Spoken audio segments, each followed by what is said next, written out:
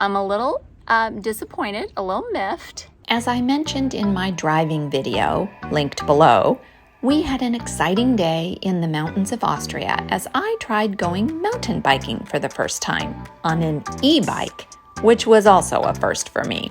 Spoiler alert, It did not go well. Oh my goodness, what a day. here is an introduction to our bicycle ignorance. Here's my bike, and here's Ian with his bike.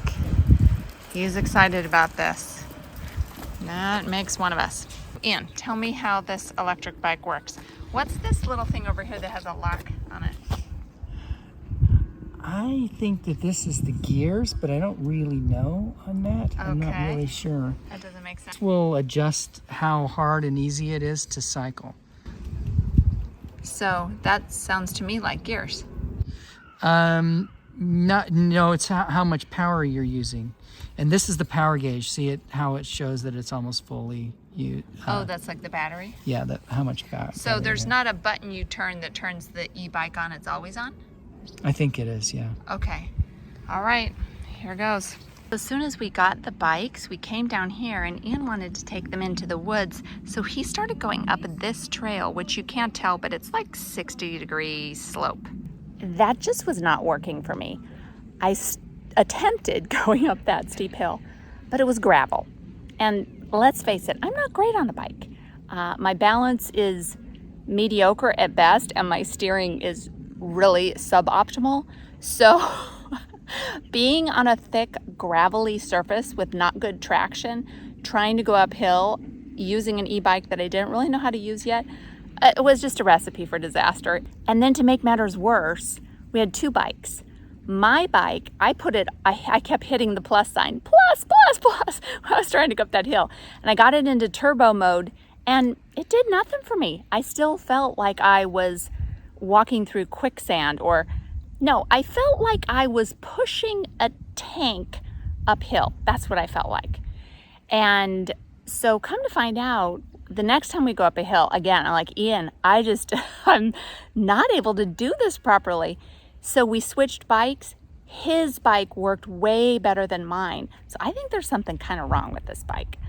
50-50 chance of who was going to get the bike that didn't work properly. Of course, it ended up being me, the person who can't even bike properly on a bike that works great. I don't have footage of my continual failed attempts at mountain biking with those e-bikes.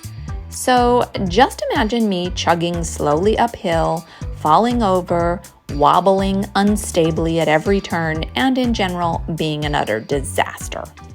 Honestly, that was the scariest part. I couldn't film or take pictures because I was trying to stay alive. But we were going up this windy mountain road, and I was trying to stay where I was supposed to be on the right-hand edge of the road. But there was, no shoulder, no guardrail, no nothing, and a very precipitous drop down a mountain. And I was freaking out because I was thinking, if a car comes down in oncoming traffic and I'm supposed to get over, I'm gonna freak out. It was kind of a gravelly surface also. I'm gonna freak out, get over, and fall off this mountain. So that was not, that was the low point of the day for me. Okay, I'll admit the biking day was not all bad. Let me now show you the part of it that was glorious. Ian and I enjoyed stopping for lunch. We had packed a picnic of yummy sandwiches from the Reutz bakery that's very popular in Austria. Once I stopped trying to bike up a steep mountain on a narrow road with oncoming traffic, things got much better. There was a lovely wooden bridge over this scenic mountain stream. And look at how amazingly crystal clear the water is.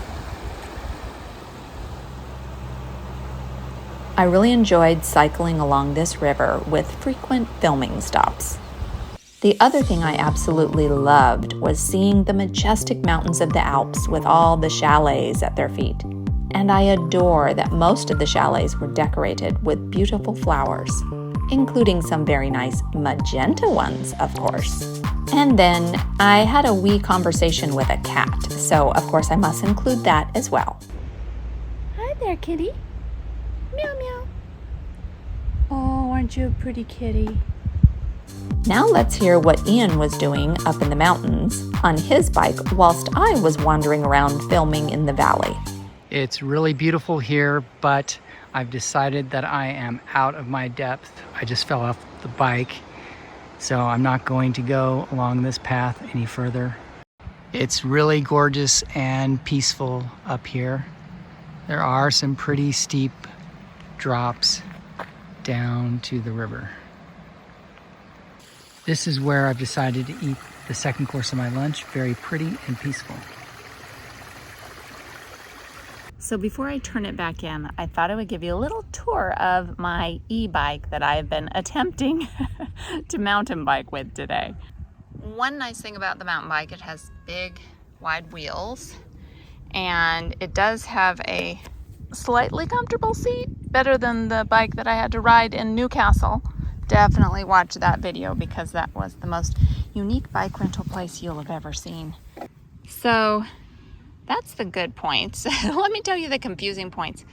When we rented the bikes, I think she gave Ian like 10 seconds of training, and then I came up later and I got no training other than Ian said, push the plus button if you want more power, push the minus button if you want less power, and make sure you use both brakes if you want to slow down. Well, yeah, of course I know to use both brakes. I learned that when I was 5.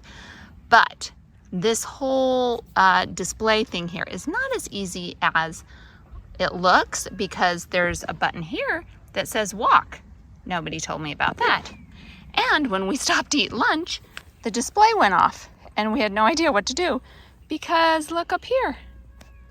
Up here on the display is a power button, which I know seems obvious now that you've been shown where it is, but it would have been kind of nice if when they rented the bikes to us, they told us about the power button. Instead, they just turned them on and handed the bikes to us.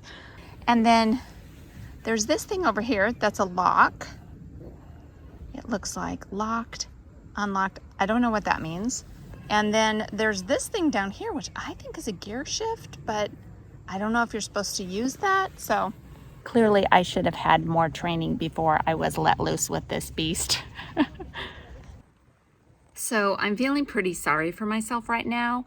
You know how when I was giving a tour of the bike and I pointed to that gear shifting thing and said I didn't know what it was? For sure, yeah, that was the gear shifting. And it was in the hardest gear. So my bike that was not working was all user error. I somehow ended up with it in the highest gear. So when I was going up the hill and it was so hard, it's because it needed to be in a lower gear. And this is what happens when you put a tool in the hands of a person who's clueless with no training.